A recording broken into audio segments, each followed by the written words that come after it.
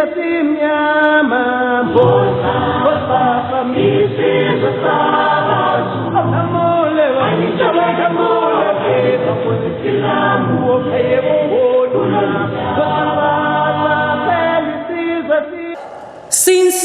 June 16, 1976, what's different today in terms of what made the young people hit the streets? What's different today? It's okay to dream, but first we must understand where are we today in relation to that which was in contestation. Youth unemployment is indeed a national crisis, and we therefore call on all our social partners, business, government, our state-owned enterprises, our trade unions, that we should all work together to address the issue of youth unemployment.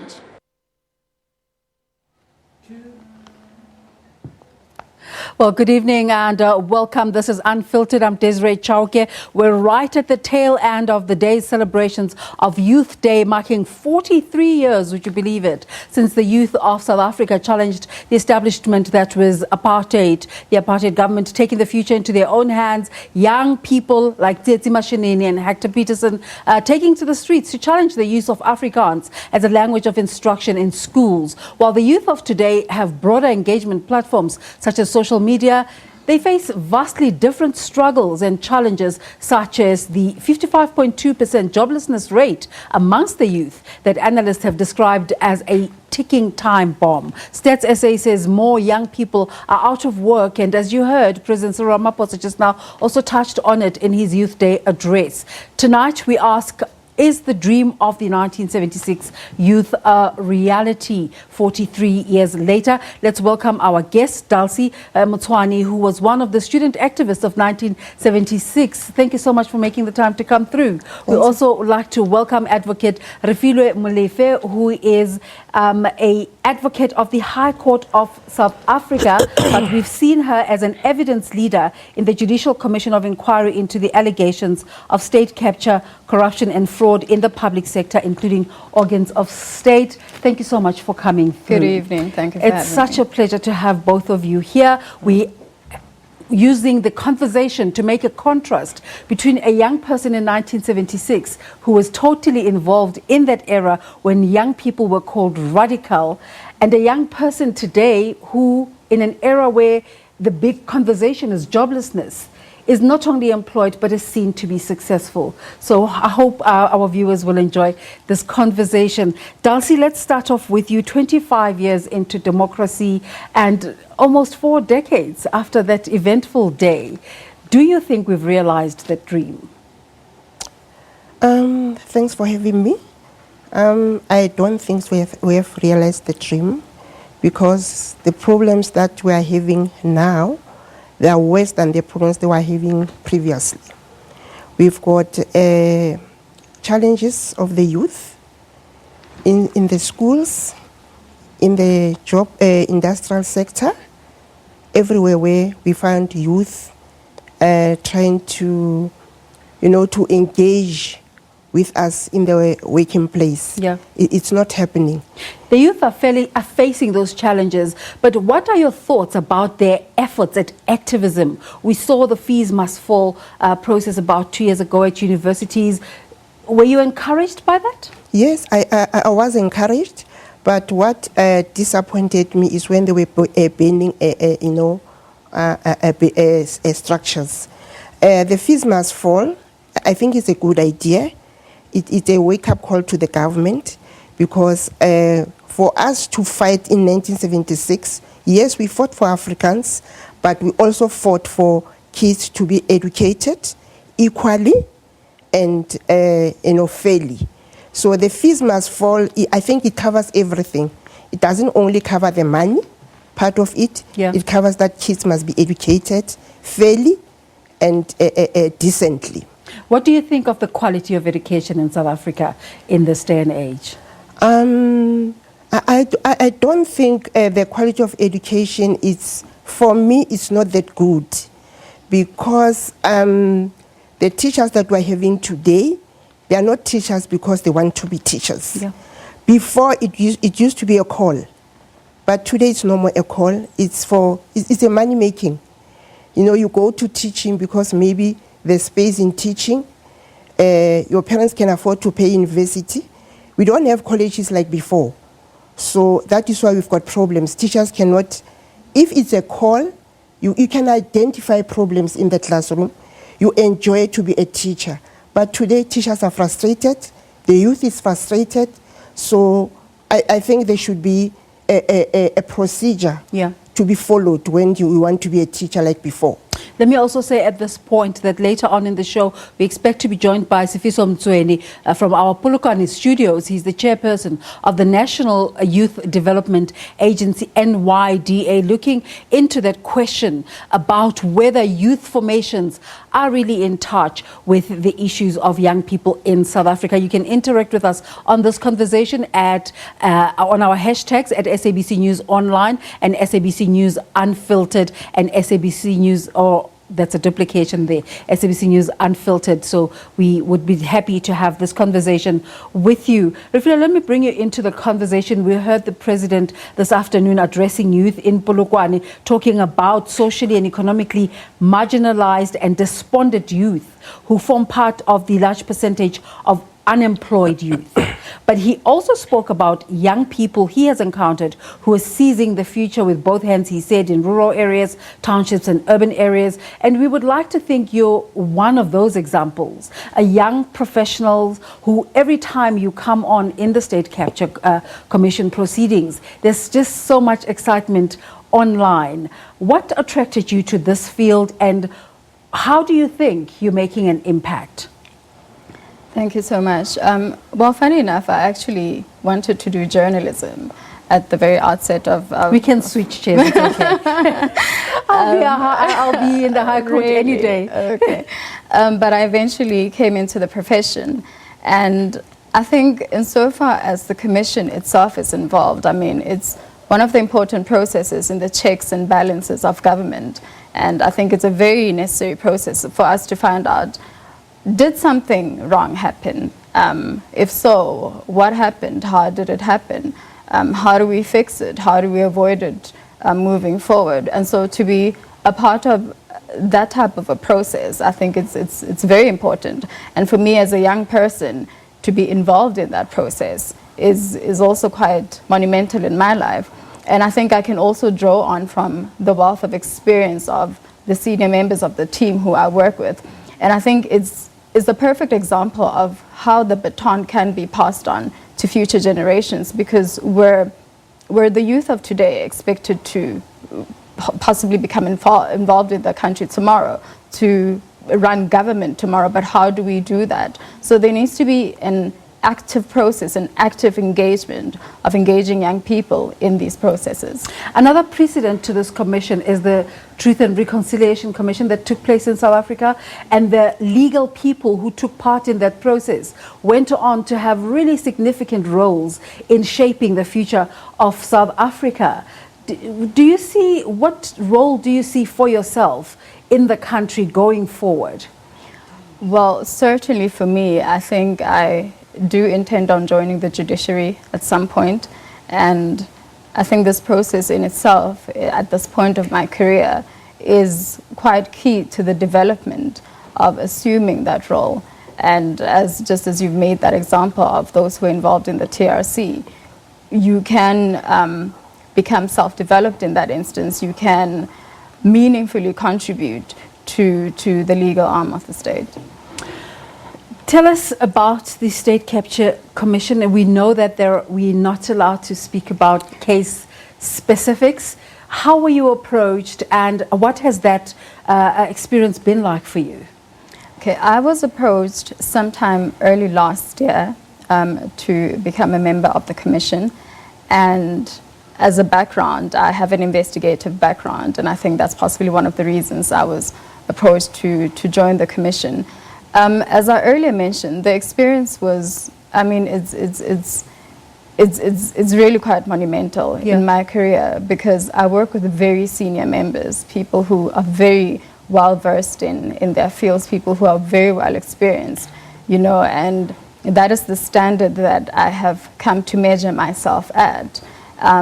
I think I'm one of the very young members of that team, and that's how I became involved in the commission. What are your thoughts about, and I'm going to ask you, both of you ladies this question, starting with you, Refilwe, your thoughts about the conversation about young people not being able to access the job market?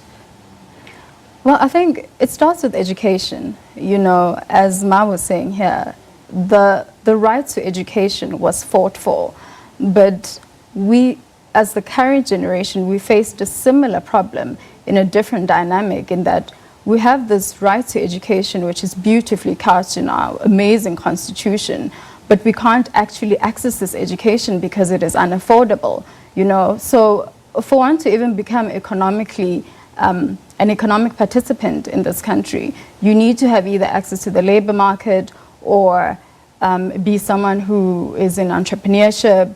You know, those are just broadly speaking. Even then there's a struggle. Even then there's a struggle. So it really starts with the right to access to education, which is a problem which has only recently been addressed, you know, and it's how many years after our democracy. So I think the right to quality education, the right to have an education is a starting point of how to address this issue. Dulcie, the struggle in your day was about proper quality education. How do you feel that the big issue now is actually getting into the job market for young people, and because they're not getting a quality education, it then hinders their progression into that space? I think that the most important thing here is we had a problem with us, you know, in the job market, but I think nowadays it's getting worse because, number one, I think, sorry, we're supposed to vocational guidance for both parents and kids, because as a parent, I want my child to be a doctor, and I don't understand what is important, what is the qualities and what is needed for the child to become a doctor.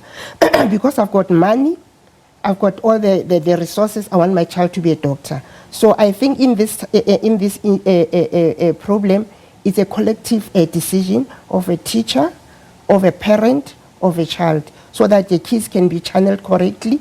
And then when they are in the job situation, they are not bored, they are not becoming rebellious because they cannot cope. Today we've got kids who are dropping out from universities because they didn't know what they want. Parents are pushing the youth, I want you to be 1, 2, 3, and when they arrive there, they are frustrated and then they resort to drugs. So I think when it comes to education, it's not only teachers, everybody must be involved. What is the solution then? The solution is collective decisions, like I'm saying, the parents, even the child. If you explain to your child that my child... So it starts with the child. The child. You cannot afford to do 1, 2, 3 because of this and that and that. But I like your thinking, because most conversations want to begin with the government. Yes. No. The government doesn't teach the child. The child is taught by the mother, the teacher, and he also teaches his or herself.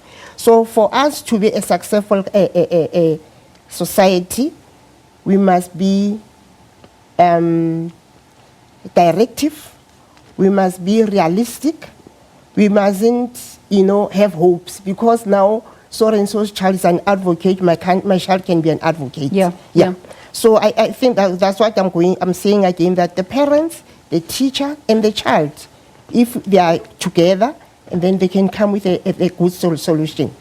The government is not going to be involved. The government is there to give advice, to give resources, and we must use them correctly.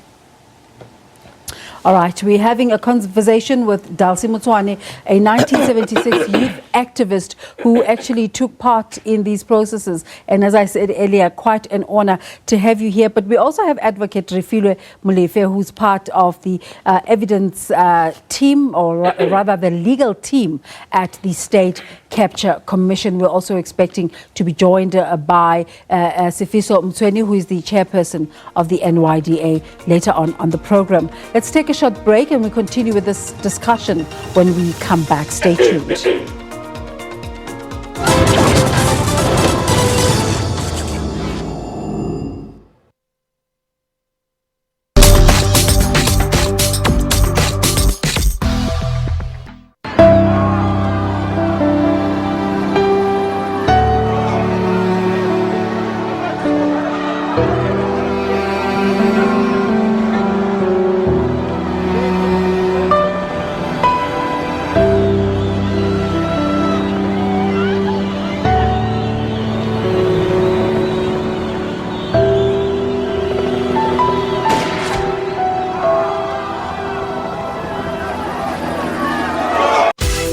Trans Travel is your ultimate hookup on all things arts, travel, entertainment,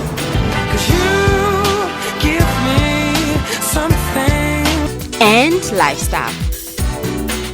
We go far and wide discovering the world's undiscovered wonders. So be sure not to miss Trans Travel every Saturday at 5:30 p.m. We're explorers. We always have been. Endlessly curious. Always looking for answers. For new frontiers. For new stories. Because that is who we are. From script to screen. From yelling action to taking you on a journey. Radio producers. Script writers. On-air presenters. News reporters. Sports analysts. We spend late nights creating captivating storylines and earlier mornings keeping you informed, educated, and entertained. For us, it's not a job, it's a calling. We do this and more because you do your part. SABC TV licenses, made possible by you.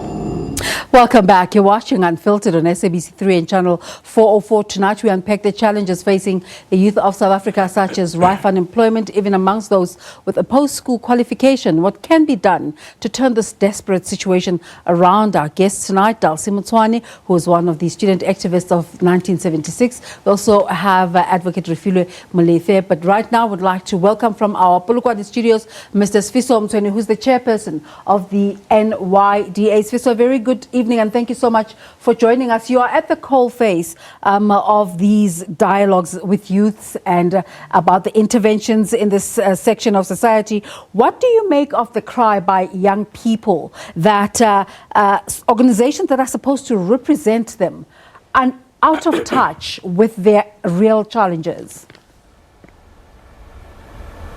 Well, good evening to you and good evening to the viewers.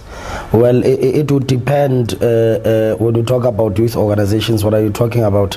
I think today the president went at length around the intervention specifically of the National Youth Development Agency, the stories that he was narrating about young people that have been able to start, their own beauty shops, young people that were able to start their businesses in fruit production, young people really who are trailblazers, young people who are doing very well. Those particular young people have been assisted and advocated for by institutions like the NYDA. Last year, we asked the president that the issue of experience as an entry-level requirement must be removed. The president responded and removed that particular experience as an entry-level requirement that is now must be implemented by companies. That already opens doors for over 400,000 graduates. But I think also the aspect of youth unemployment must be categorized in its correct form. For instance, the biggest chunk of young people that are actually unemployed, it is those between the ages of 15 and 24. But now, of course, young people between the ages of 15 and 24, they are sort of expected to be in some form of a skills, or education development. The problem why you've got 15-year-olds, 16-year-olds there is that you've got young females, young girls who are forced to drop out of the schooling system. Some of them, they get pregnant when they are still learners. Some of them, their parents die and they are forced to go and be, child parents. You've got child-aided households. Now, this particular young people end up not being skilled enough, or they end up being part of a group that is neither in education, in employment, and in training. As a result, they become unskilled workers. But also on top of that, you've got a lot of young people that are actually employed. I mean, yes, we tend to talk about youth unemployment, and I do agree with the president. This is a national crisis. It must be decisively attended to. But at the same time, let's take into account that 16.4 million South Africans are actually employed. I mean, you go into retail stores, you go into malls, you go everywhere else, you go into banks, you can see there's young people, they're tellers, they're everything else, they're actually employed. Here's the young lawyer that you were interviewing. Very nice. She's making us proud. We can actually watch while she's busy. So there are success stories that are actually there. Those particular success stories is what we are pushing for. But the only issue is that how then do we get these other ones into the mainstream economy? And I think we've outlined a very clear program of what needs to be done. So when you talk about the 16.4 million who are employed, and Stats SA says a much bigger percentage is not accessing the jobs market, would you then admit that the NYDA is not grasping the scale of this demand? Well, the NYDA is one institution that actually understands, because the problem is that, and there are two, I'll answer this thing in two folds. One, it's not that jobs are not there. Jobs are there. When you open newspapers every day, jobs are being advertised. You go into jobs websites, jobs are there. The problem is that those jobs are designed for people who are employed already. Because if you come and say, you need 5 years experience, you need 10 years experience, you are systematically saying that a 21-year-old cannot apply for that particular job. You are systematically saying a 23-year-old must not apply for that job, because if you are 21 and you are expected to have 5 years experience or 10 years experience, it means you must have started working at the age of 11. So the problem there, what we are grasping, is that the jobs that are currently in the market, all entry-level jobs, they must remove experience. If you are qualified for that particular job, you must be able to apply for it and be able to be absorbed. So that's the one aspect where we need to solve the problem. The second aspect is that these unskilled ones, I mean, we've spoken about the revamping of the FET college system. We've got now TVET colleges. We ourselves, by the way, have initiated a very big skills program called the Collins Chaban Youth Build Program, where we actually work, with municipalities. We work with FET colleges or TVET colleges, where we say there must be, specific challenges that are identified, and young people are skilled to resolve that. For instance, in Skukune, Mr. we're working with Skukune. I'm going to have to ask you to just hold on to your thoughts there. We need to take a break. Remember, we're going to be looking at your thoughts on social media. What do you think of what Mr. Musweni has to say? Let's take a break. We'll be back in a moment.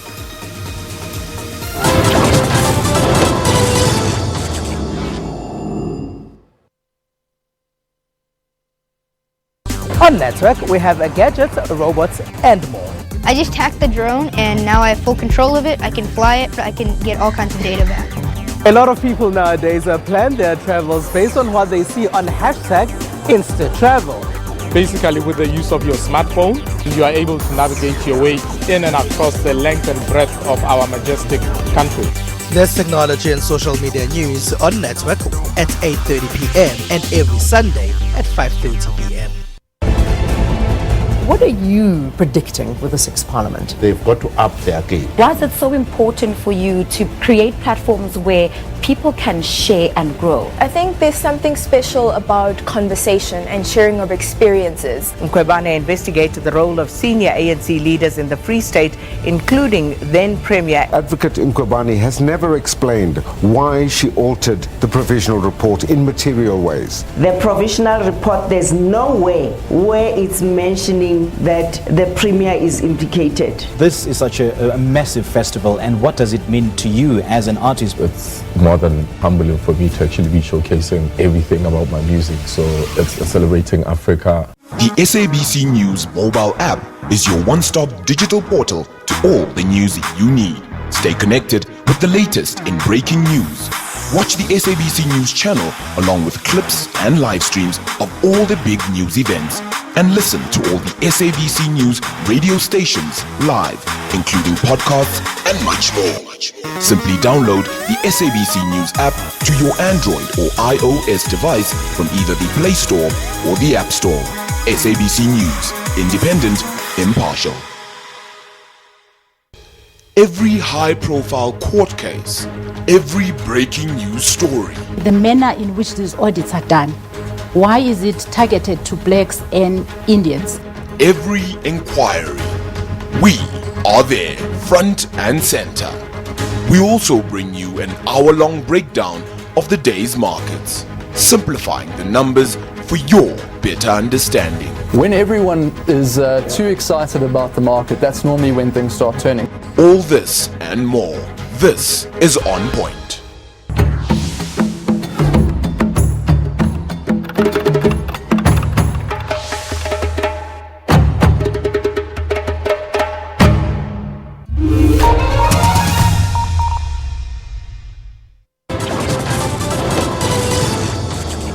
Welcome back and thanks for joining us on Unfiltered this evening. We terribly sorry we are not, we don't have sufficient time to go into our social media interactions. But let's just talk to Dalsi Motswane.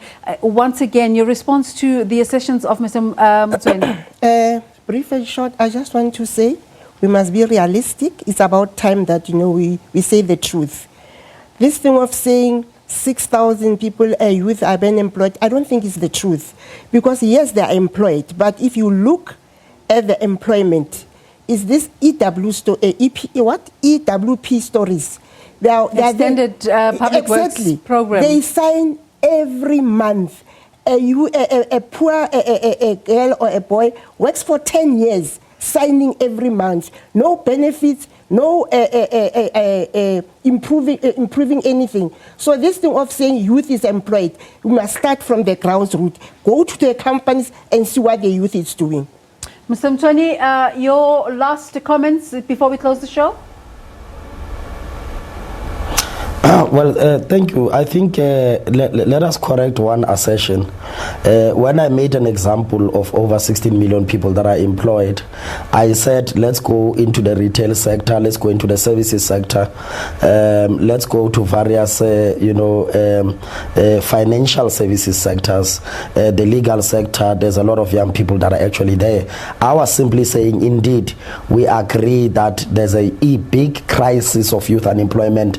That crisis must be resolved, but we cannot also throw the baby out with the bathwater. The issues of EPWP, by the way, we don't consider those jobs. Those are just the aspects where we actually get young people to try and get them into the system. But beyond that, I think our last words is that, South African young people, we must not be despondent. We must actually be inspired by the generation of 1976. Let's come together, let's stand up, and then let's take this country forward. Thank you so much for giving us the time this evening. Wanted to ask you about processes in Polokwane this afternoon, but no time for that. Mr. Swiso Mtsweni, the chairperson of the NYDA. Advocate, young people watching now and thinking they'd really would like to go into the legal space. Quick one, how do they go about it?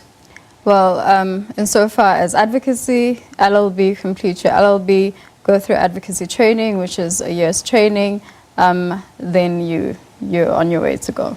But in terms of being successful? Well, look, there are access issues Yeah. to the profession itself, especially where black people are concerned, especially where black females are concerned, and those are issues that are yet to be addressed with the profession. So it does in itself also pose a challenge in that respect. Okay, thank you so much for making it this evening our guest, and that's your Unfiltered for tonight. Thank you so much for watching. We'll continue to have a conversation on social media as the days continue. Thanks for watching. Bye-bye.